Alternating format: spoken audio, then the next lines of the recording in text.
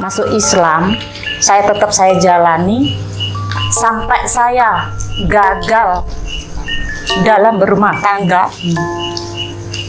Besar harapan saya mendapat bimbingan dari suami, tapi saya mendapatkan nilai 0. Akhirnya sampai rumah tangga saya hancur berantakan. Yang besar harapan saya tetap meyakini Islam. Saya sudah hancur dalam rumah tangga saya dan saya ingin ditarik kembali dengan orang tua saya. Saya menentang, Bu. Apakah saya dosa? Apakah saya dosa? Saya tetap mempertahankan agama saya. Saya udah, ibarat saya udah basah. Saya udah yakin di Islam. Saya udah aktif di Islam. Akhirnya saya ditarik lagi. Saya disuruh kembali dengan orang tua saya, disuruh kembali ke Hindu. Saya mempertahankan agama saya yang saya anut sekarang, Bu.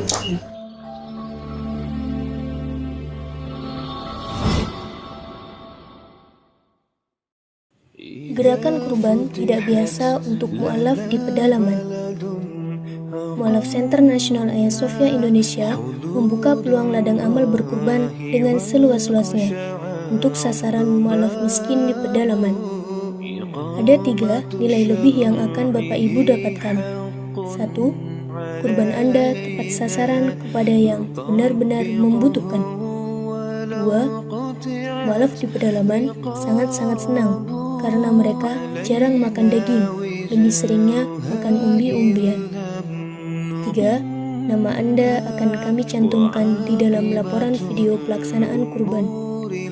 Adapun sasaran wilayah yang akan menjadi tempat untuk pelaksanaan berkurban adalah Mu'alaf Pedalaman Simoy Laklak, Mu'alaf Bolang Mongondo, Mu'alaf Pedalaman Uwe Malingku, wilayah garis pemurtadan Malang Selatan, Mu'alaf Kepulauan Sangihe, Mu'alaf Pegunungan Donggala, dan lain-lain. Dengan ketentuan sebagai berikut.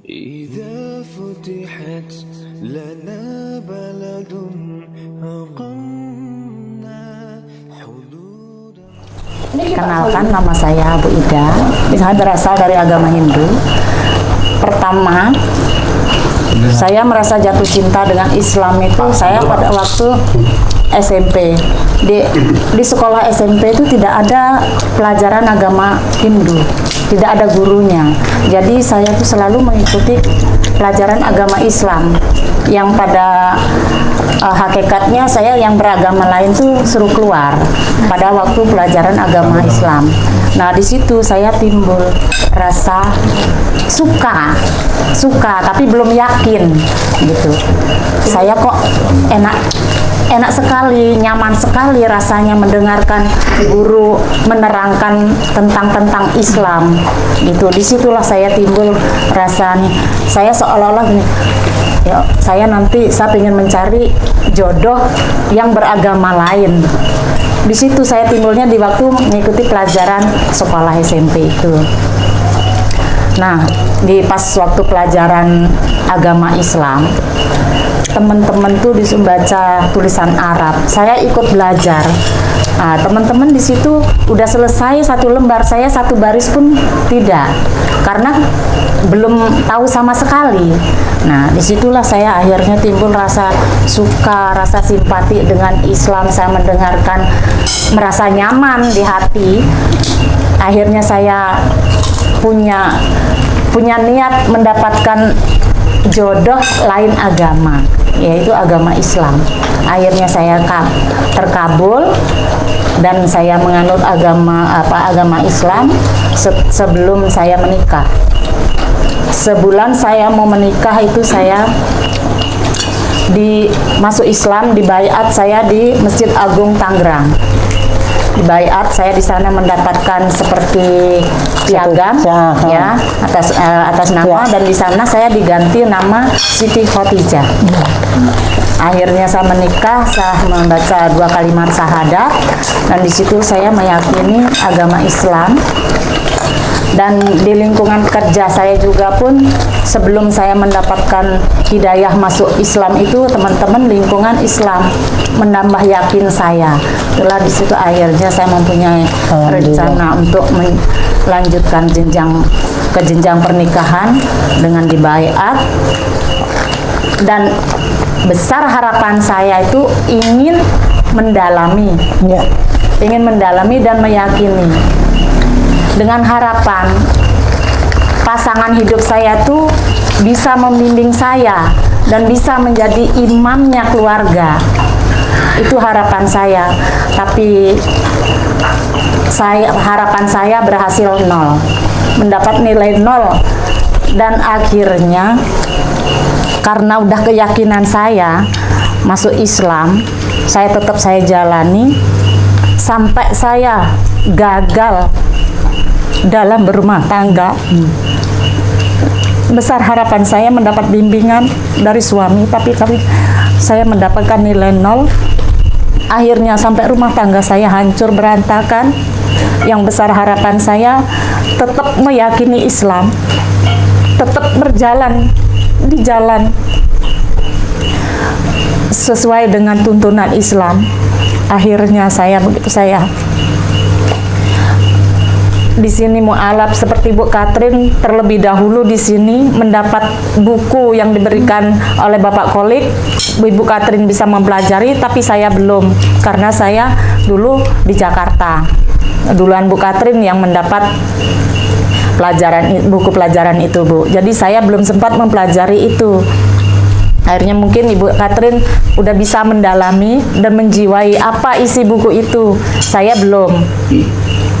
Nah, akhirnya ada persatuan dan perkumpulan di sini yang dibimbing oleh Bapak Kolik, diadakan perkumpulan mualaf, dan disitulah di sini jadinya diadakan pengajian khusus mualaf dan ada pertemuan khusus mualaf. Di situ saya dengan teman-teman belajar untuk memperdalami dan ingin tahu apa isinya dan apa tujuannya. Itu akhirnya saya selalu dapat undangan-undangan pengajian, saya hadiri, mendengarkan ceramah-ceramah, saya mendapatkan masukan dan siraman rohani, menambah saya yakin. Dengan teman-teman mualaf dapat undangan, ayo kita hadir, dapat undangan dari sini kita hadiri. Siapa tahu menambah ilmu kita, nambah yakinnya kita ke Islam. Nah, disitulah. Jadi kita di sini khususnya mualaf diadakan pengajian setiap 2 pekan sekali ya Pak. Setiap 2 pekan sekali dan dibimbing oleh tokoh-tokoh agama yang di sini.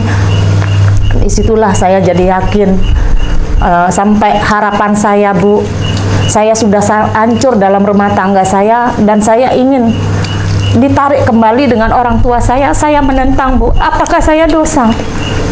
Apakah saya dosa? Saya tetap mempertahankan agama saya. Saya udah, ibarat saya udah basah. Saya udah yakin di Islam. Saya udah aktif di Islam. Akhirnya saya ditarik lagi. Saya disuruh kembali dengan orang tua saya, disuruh kembali ke Hindu. Saya mempertahankan agama saya yang saya anut sekarang, Bu. Tadi Ibu nanya, maksudnya Ibu sudah pernah baca soal Islam belum, bahwa kalau orang tua kita beda agama, kita tetap harus santun dan sayang. Tapi kalau sudah mengenai Islam, kita tetap harus bertahan selama dalam kondisi ngomongnya tidak kasar ya. Jadi kita tetap, sekarang kita tetap berharap orang tua kita justru yang mendapat hidayah dari kita. Nah, karena gini Bu, baik orang tua yang sudah melahirkan kita kan juga ciptaan Allah. Artinya kita kan harus menyembah yang membuat kita semua. Walaupun cinta kita mati-matian untuk orang tua yang membesarkan kita, kan semuanya juga titipan dari Allah. Makanya kalau saya tuh melihat orang yang sekarang pengen memperkuat keimanannya kepada Islam, ingat aja satu, bumi adalah tempat kita tinggal dan meninggal, tapi tempat kita tinggal dan tidak meninggal itu akhirat. Makanya harus diperjuangkan. Bumi adalah tempat kita bercocok tanam, tempat kita memetik hasilnya akhirat. Nah orang suka lupa, dipikirnya bumi tempat juga untuk panen. Panennya nanti di akhirat. Jadi kalau sekarang kita berhasil di dunia akhirat, alhamdulillah itu bonus. Tapi kalau nggak berhasil secara umum di dunia, oh rapopo. Karena orang Islam itu cuma disuruh dua, sabar syukur, sabar syukur, sabar syukur. Tidak apa? Tidak mengeluh, tidak ngersuloh. Makanya kan selalu setiap mau azan disuruhnya zikir terakhirnya alhamdulillah, alhamdulillah. Karena Allah tuh suka sekali sama orang yang udah dicubit, digebuk, dikasih nasib yang kasarannya didorong, dijatuhkan, tetap alhamdulillah. Karena Nabi Ayub pernah ada ceritanya yang dikasih penyakit tulis nggak keruan, padahal Nabi yang semua anaknya dimatikan, dimiskinkan, kata setan nggak pasti dia nanti lari dari Allah karena dia udah segala cobaannya. Tetap alhamdulillah. Setiap ada ulat keluar dari lukanya, alhamdulillah. Akhirnya Tuhan jatuh cinta lagi, bukan jatuh cinta, emang jatuh cinta terus. Dikasih ganti yang jauh lebih bagus. Jadi gini, ibu cuma mikir satu, kalau cobaan segitu berat kenapa?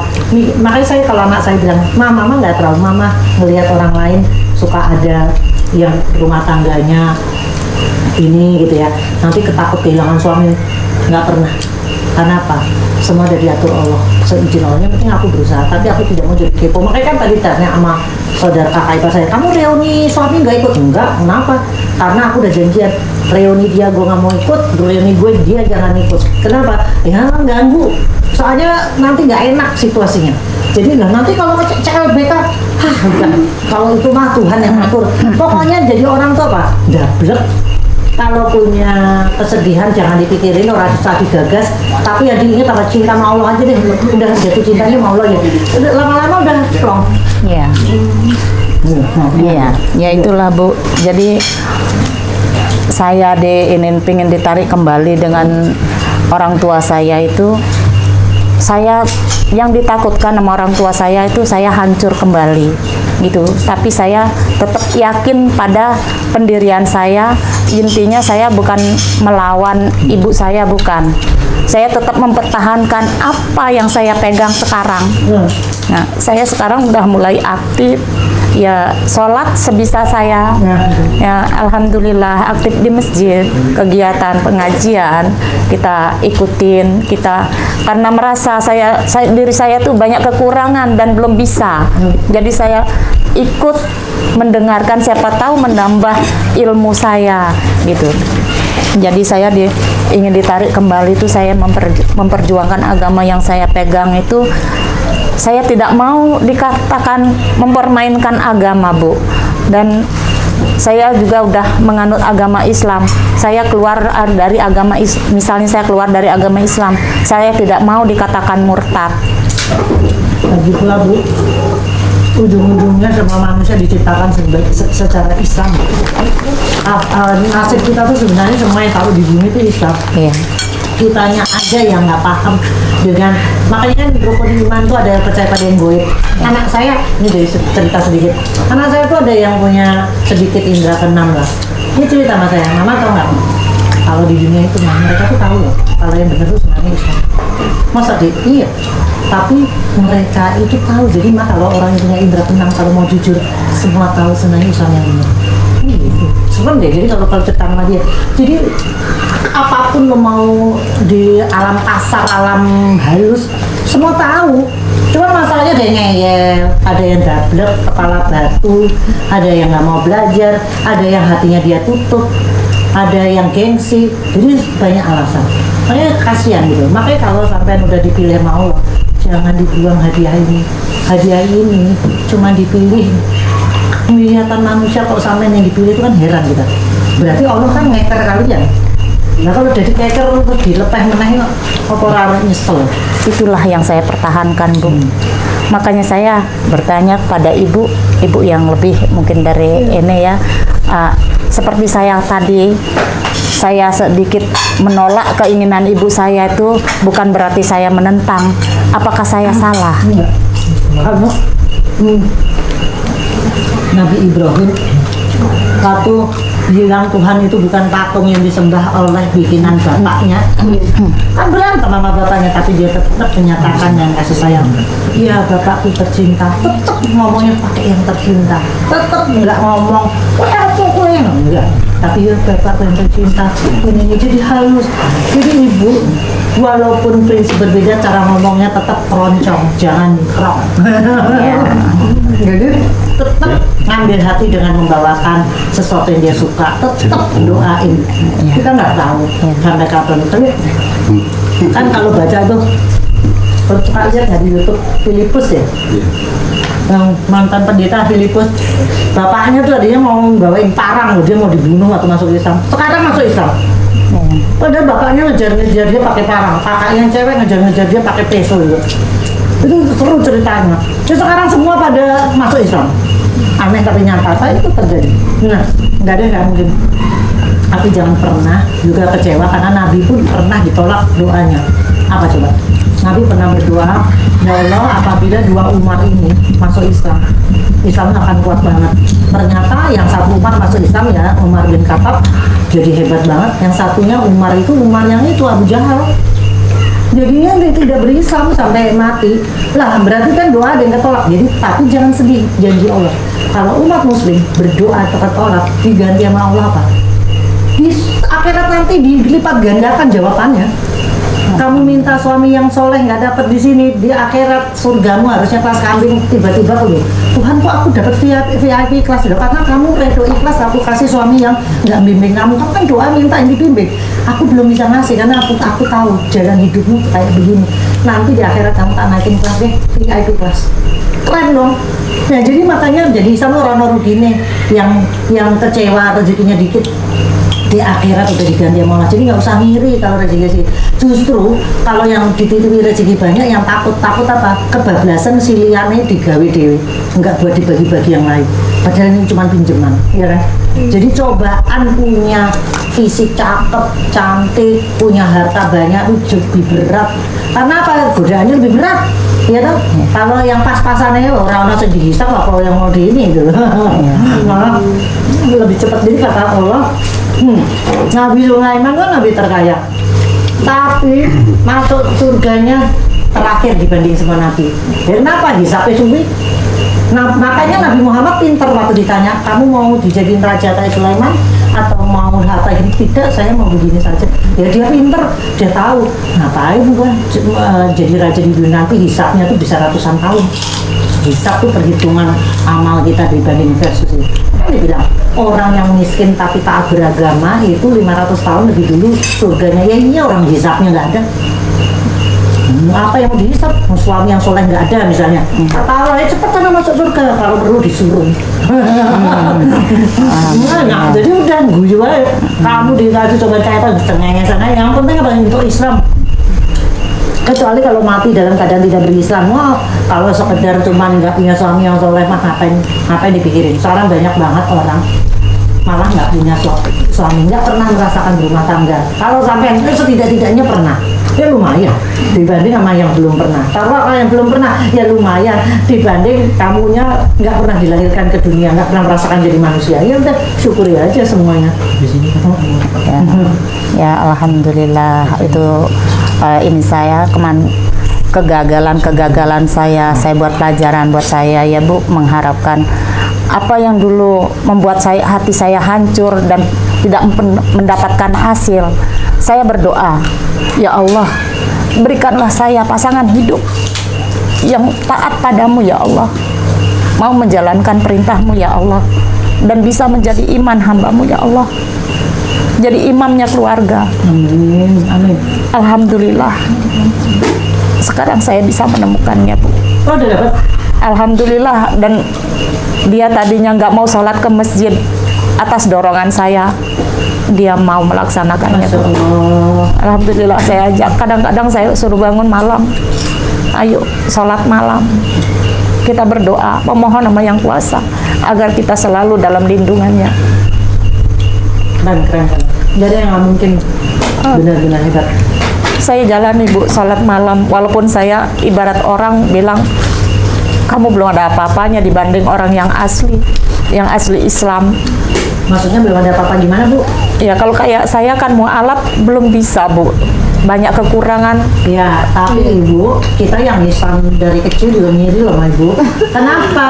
Dosanya udah dinolin. Itu susah. Kita aja susah. Aduh.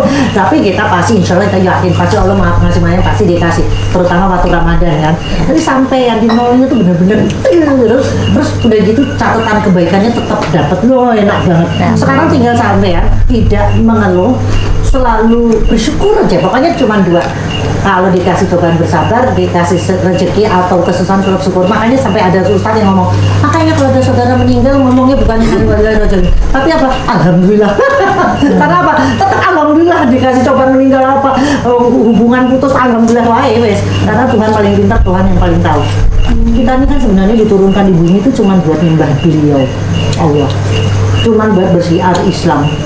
Jadi kalau sampai mendalami Islam, satu tujuannya lagi bisa menyampaikan kepada orang-orang yang belum cinta mati-matian sama Islam.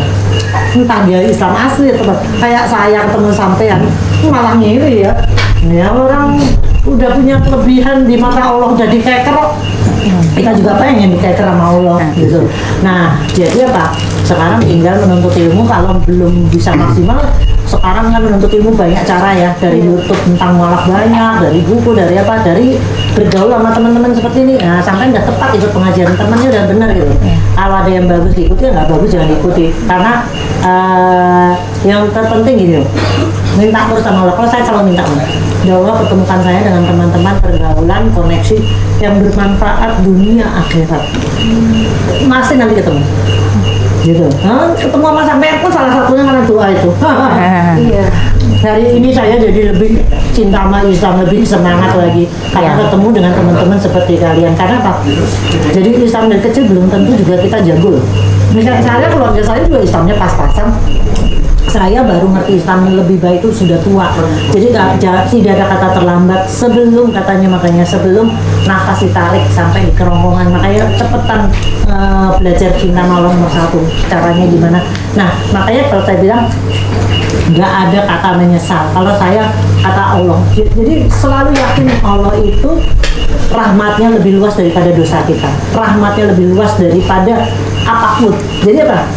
Bersyukur, doa selalu minta masuk surga yang tertinggi, surga Firdaus tanpa hisab.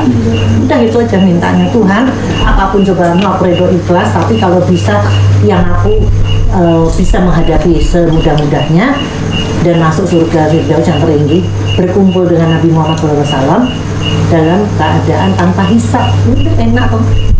Udah tujuannya itu, kalau itu kan tujuan tertinggi kita. Makanya dia bilang, ada tuh di YouTube-nya siapa tuh, kalau mungkin Pak Ustadz itu Pak YouTube itu ngomongannya juga benar. Orang Islam itu masuk surga bukannya karena pengen surga, bukan karena pengen ketemu bidadari, enggak, cuma pengen ngumpul kalau baginda Muhammad SAW. Karena apa? Itu tujuan hidup kita. Kalau udah ngumpul sama dia, itu kebahagiaan kita tertinggi, bisa melihat Allah, bisa kumpul sama Nabi, apa maneh. Mungkin ke surga itu bukan karena masalah bidadari, di Injil juga janji bidadari di surga. Makanya kalau ngatain orang Islam tuh ini surga dengan 70 bidadari. Emangnya lo nggak buka Injil lo malah ada apa? Malah dibilang di surga masuk anak naga, ular naga ada di surga. Mana ada naga? Naga itu kan mitologi. Nah kalau surga kan tempatnya yang pasti yang baik-baik aja, tidak ada yang jahat-jahat tadi itu. Itulah kira-kira. Tapi aku senang dengar sampai udah dapat gandengan. Mudah-mudahan sukses. Amin. Akhirnya. Dan jangan berharap langsung dapat sempurna, karena apa? Setiap orang pasti punya cobaan. Salah satunya, ya saya cerita sendiri Pak Indro. Pak Indro tuh kawin sama saya, sholatnya masih bolong-bolong. Tapi saya kalau ngerewetin dia, biar dianya juga nggak merasa terlalu dicereweti, orang kayak gitu, saya sholat deket dia, ngaji deket dia. Jadi lama-lama malu kan, ngikut. Karena kalau diomongi terus, orang tuh belum tentu nyantel. Tapi kalau kita melaksanakan deketnya, lama-lama ngikut. Sekarang dia, alhamdulillah, tahajud apa gitu. Ya walaupun baca Qurannya masih gutal-gadul gitu. Tapi kan yang terpenting dianya yang sponsor saya untuk bersiar Islam gitu. Nah itu yang paling susah gitu. Nah makanya dapat suami sempurna emang nggak gampang, tapi itu ladang pahala sampean. Tiap hari ngingetin itu kan malah pahala, Ya, malah sampean punya apa dakwah di rumah sendiri. Nggak usah nyari kemana-mana, dakwahnya langsung sebelah. Ya alhamdulillah ini ketemunya juga kalau mau dengan saya ikutin cara ini saya gitu. Saya maunya suami begini, mau melaksanakan sholat, mau jadi imamnya keluarga. Saya bilang gitu. Akhirnya dia tidak pernah sholat subuh ke masjid ya Bu. Emang sholat subuh di rumah dia laksanakan, tapi ke masjid dia belum pernah. Jadi permintaan saya, kalau sholat subuh ayo ke masjid, pahalanya lebih besar sholat berjamaah daripada sholat sendiri. Kata saya tidak bisa, ilmu saya sedikit, harusnya sampean yang lebih tahu, sampean asli Islam, kalau saya kan mu'alaf. Saya bilang begitu, pengetahuan saya sedikit. Saya bilang sekarang pun saya lagi belajar, lagi mengejar ilmu dari tokoh-tokoh yang udah senior. Nah itu harapan saya, makanya suami saya ajak sholat ke masjid setiap maghrib, isya, subuh saya ajak ke masjid Bu. Kadang-kadang saya maghrib nggak pulang, nungguin isya saya ajak biar dia terlatih gitu. Nah itu sampai pahalanya dia hampir semua. Soal berhasil atau tidak, makanya kan dibilang berhasil atau tidak bukan kurang, karena ingat loh, salah satu wanita yang dijanjikan masuk surga itu kan Siti Aisyah. Siti Aisyah itu istrinya Fir'aun. Padahal 3 wanita masuk surga pertama kali itu Aisyah, Siti Khadijah sama Maria. Bayangin Fir'aun tuh jahatnya kayak apa? Kok dia masuk surga istrinya? Karena istrinya tetap taat dan tetap nasihatin Fir'aun walaupun nggak berhasil. Makanya tugas kita adalah apa? Cuman menyampaikan, bukan merubah. Merubah itu milik Allah. Jadi kalau dia dirubah orang iso-iso, jangan gedek, jangan marah, jangan muka asem. Tetap doakan, tetap jangan. Karena istilahnya ketok hati yang punya sama dia. Tuhan, aku nggak sanggup, aku titip dia dong, sebutin namanya. Biar dia gini-gini Tuhan, aku curhat sama kamu, Tuhan, aku nggak sanggup titip ya. Tapi bilang, karena dia tuh sebenarnya hatinya baik Tuhan, jadi kita merayu-rayu Allah. Jadi Tuhan tolong, nah makanya jangan pernah putus asa. Siti Aisyah yang kayak gitu bisa masuk surga nomor 1 bareng-bareng sama Maria dan Khadijah, jelas pasti dia seseorang yang hebat.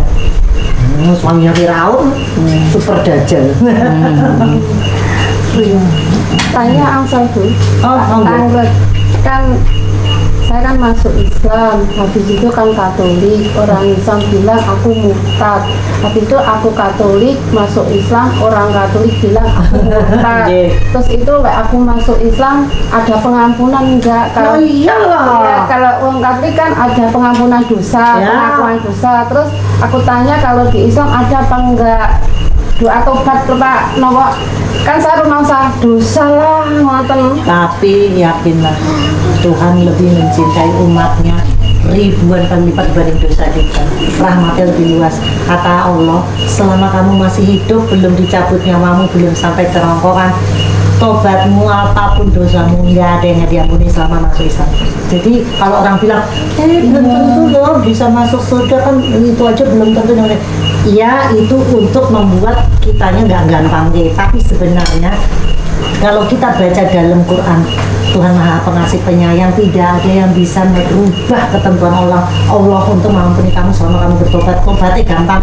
Sholat tobatan Tuhan wes nggak ngulangi lagi wes. Tuhan itu nggak pendendam yang itu kan kemarin waktunya tobat ini enggak. Bahkan kata Allah, orang yang murtad bolak-balik atau orang yang zina bolak-balik tetap aja diampuni selama masih punya keinginan untuk bertobat, selama masih merasakan saya dosa. Iya, saya merasa gitu. Udah, itu hal baik. Tapi simpen sendiri, nggak usah diomongin ke siapapun. Cukup tiap hari tobat nasuh. Aku tiap hari, karena siapa tahu aku juga punya salah ini. Tapi aku yakin Tuhan Maha hebat, Maha penyayang. Dia lebih penyayang daripada pendendam. Jadi nggak usah pikirin lagi, yakin. Bisa, yakin. Ya Pak, seluas apapun. Jadi tadi Bunda Sinta bilang jenengan itu jauh lebih baik daripada kita yang Islam sejak kecil. Kenapa? Ibu tadi masuk Islam itu dosa yang kemarin nol, sama dengan fitrah atau suci. Jadi dosa-dosa yang kemarin ibu menyembah berhala dan lain-lain Yesus yang dianggap Tuhan itu nol. Berarti nggak bisa lagi. Ibu masuk Islam nol. Katanya ada orang murtad balik lagi Iya. Tuhan tetap mencintai dia sama dia balik. Kenapa? Allah itu kayak menyambut kalian tuh kayak seperti anakku yang hilang balik. Iya. Musuh menang yang minta ampun. Jadi Luar biasa. nggak usah dipikirin lagi karena emang kalau ditakut-takutin orang ini Iya. ayah itu cuma manusia. Kita di sini yakin Tuhan itu lebih pengasih penyayang. Tuh, kamu tadi punya itu? Di Quran kan nggak ada cerita Tuhan marah-marah kalau ada orang begini boleh enggak. Yang penting sampai udah menengok yang Islam, udah memperdalam agama, ikut bersiar Islam, wis Nol selesai. kemarin, dosa-dosa kemarin nol. Iya, kadang kan dapat sembako dari Katolik kemana? Kono juga sembako. Iya, kayak sing murtad. Kan deket. Dekat Oh, ini udah, Bu. Ya, biar kan lingkungan mereka Katolik murtad. gitu. Jadi kalau orang-orang Dari Katolik bilang Katolik kan murtad. Iya, nonton murtad. Kan keluar dari Katolik. Jadi keluar dari Nah, Katolik. Cuman mikirnya ini aja. Mereka kasihan ya, mereka kalau buka perjanjian lama sama Perjanjian kita baru. Wahyu lama dulu Iya. pasti masuk Islam karena nggak mau buka jadinya Islam orang di sana semua ada tuh jelas Nabi Isa alias Yesus nggak makan babi, nggak minum minuman keras, bersunat, wanita kalau nggak mau pakai jilbab harus digunduli, laki-laki nggak mau disunat harus dibunuh. Lebih sadis loh. Ajaran Bible itu. Oh, makanya banget, Bu, itu. ngadis. Jadi kalau sampean udah ngomong kamu murtad gini, ngapain percaya omongan orang kayak begitu? Kadang, ya Allah, nonton pula. Jangan biarkan setan masuk dari pintu-pintu celah-celah itu. Mantepin hati, Ya tetap mantap. gue cuman cinta sama yang satu yang diajarin dari zaman Adam. Jangan. Aduh, karena kalian kok masa iya mau punya Tuhan yang digantung di tembok? Emang apa? Kalian itu masa menggantungkan dirimu pada sesuatu yang digantung di tembokmu? Ya aneh toh, masuk di akal nggak? Nah terus gini, makanya waktu tanya jawab seru di debater itu, kalau Yesus mati yang mematikan dia siapa? Masa ada manu bulu jawabnya yang mematikan setan loh. Masa setan lebih berkuasa daripada Tuhan? Makanya kalau lihat, makanya gini kalau menurut saya ya, banyak-banyaklah lihat YouTube yang debat-debat itu lama-lama guyu dewe. Suamiku makanya Pak Indo selalu bilang, ya mualaf cabang Jakarta orang nggak tahu nih Sintawati karena di setel itu terus sampai dia mah kamu nggak bosan enggak? Jadi di setel cuma soal mualaf loh, ilmunya akeh. Jadi kita tuh seneng gitu. Makanya Pak Ipung posting apa ya model gitu loh aku. Wah, ini follower akeh. Gitu loh. Nah jadi kalau mulai gitu mulai merasa bersyukur gue masuk Islam gitu, nggak terjebak di dalam gitu. Lo bayangin, sekarang aku tanya, begitu lo mati kalau mohon maaf ya kalau bukan Islam kan diorek-orek mukanya, di Dipacain. lipstikin. Ya, Ya, sekarang gue dipacain. tanya, ritual itu baru ada 300 tahun setelah Yesus mati. Sopo saya ngajari? Paulus. Lalu terus kok sampai pengikutnya sama Paulus dong? Ya orang Yesus saya mati benernya pakai kain kafan, sekarang lihat orang yang tidak mati nggak ada yang nggak pakai kain kafan. Kain kafan. Kalau bilang orang Islam serem dipocong gini-gini, semua nabi juga kayak gitu. Jadi yang blow on tuh yang nggak mau baca sejarah. Terus ini sekarang diorek-orek, masa orang mati diorek-orek mukanya serem ya. Udah listikin. Baca itu. Ya, ya. Ya kan? Nah, mau nabi, tapi kan kita harus membaca sejarah manusia pertama diturunkan aja kayak apa mati. Waktu pembunuhan Habil sama Qabil, itu kan diajarin burung yang itu ngorek-ngorek tanah, mengubur bangkai. Jadi akhirnya manusia pertama itu memakamkan saudaranya dia bunuh di tanah. Makanya nggak ada ritual yang diajarkan dari zaman Nabi Adam kalau agama Samawi, agama yang diturunkan dari langit itu yang dibakar atau dilarung di laut, karena semua dari tanah harus kembali ke tanah. Kalau kita ngomong tanah di kitab tadi itu sains bener banget, karena setelah diteliti manusia itu kandungannya mirip sama tanah, kan aneh. Dan manusia kandungannya mirip sekali dengan babi. Makanya kita nggak boleh makan babi. Kenapa? Babi satu-satunya binatang yang makan pupuknya. Dan mohon maaf ya, bisa homo, bisa hetero. Sumpah, coba lihat aja. Jadi kalau Anda suka makan babi, sifatnya bisa kayak begitu. Salah satunya. Dan babi itu diciptakan karena apa? Waktu Nabi Nuh itu kapalnya dia ngangkut binatang kan terjadi penyakit. Ya, hewannya pada pupuk di kapal, terus nggak bisa mendarat kan pada sakit. Tuhan menciptakan babi sing mangan sembuhlah binatang-binatang itu. Jadi kalau sekarang kita dilarang makan babi, ojo ngeyel. Orang Allah itu udah menciptakan dia pemakan pupuk, kok kamu makan? Lah kamu ini apa? Mau kita menghadap Allah yang Maha Suci, mau mengandung sesuatu yang nggak suci. Itu satu. Kedua, dia nggak punya leher, urat-urat leher. Kalau disembelih sapi, kambing itu darahnya mengalir deras. Kalau dia balik meneh ke badannya, siti sing metu. Jadi padahal kita tahu bahwa di dalam darah itu hidupnya jin, setan, kan udah disebutkan salah satu di aliran darah. Nah, kalau kamu makan yang mengandung itu ya di badanmu, gimana anakmu mau nggak ngeyel sama kamu? Mohon maaf kalau kita didik anak dengan makan yang nggak terjaga. Didik dia juga susah setengah mati, udah mengandung hal-hal yang gitu. Jadi ujung-ujungnya kembali lagi, buku ini wajanan nanti mudah-mudahan cinta pada Allah, pada Islam, pada Nabi itu tuambah. Saking cintanya sampai nangis Bombay, kenapa gue telat tahunya gitu. Coba dulu gitu lah, tapi itu perasaannya udah cakep gitu. Oh, Allah tambah senang, kan udah sampai kayak gitu. Tes surga ngawi-awi, sekarang sampean tinggal laku sebenar. Pokoknya ya Allah, langkahku hanya menuju surgamu, jangan menuju yang lain, dah titik. Jadi nggak peduli segala cobaan hidup apa-apa selama pegangan masih Allah, itu aja.